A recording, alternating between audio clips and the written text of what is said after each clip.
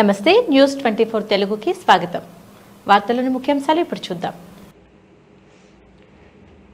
పంచాయతీ పారిశుద్ధ కార్మికులకు కనీస వేతనాలు కూడా ఇవ్వలేని స్థితిలో అసమర్థ కాంగ్రెస్ సర్కారు ఉందని బీఆర్ఎస్ నేతలు విమర్శించారు.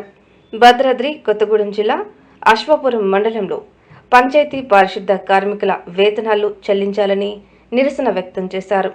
కేసీఆర్ ముఖ్యమంత్రిగా ఉన్నప్పుడు మాకు నెల నెల జీతాలు వచ్చేవని, ఇప్పుడు వేతనాలు రాక అనేక ఇబ్బందులు పడుతున్నామని, మార్పు అంటే ఇంతలా మార్పు ఉంటుందని అనుకోలేదని కార్మికులు అన్నారు.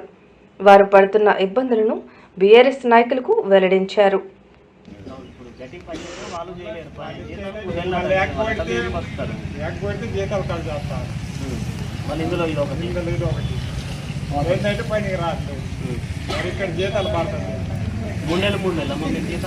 మూడు నెలలు దాటింది, ఇది 4వ నెల.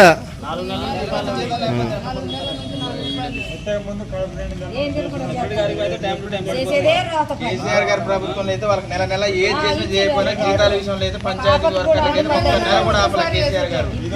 కాంగ్రెస్ ప్రభుత్వం వచ్చిన వాళ్ళ కోడి చూస్తే మనమే బాధపడుతున్నాం. వాళ్ళు చెత్త ఇస్తారంటే ఏమి ఇస్తారు వాళ్ళకి జీతాలు అన్ని. కేసీఆర్ గవర్నమెంట్ లో జీతాలు మంచిగా వచ్చినాయి, ఇప్పుడు వస్తున్నాయి.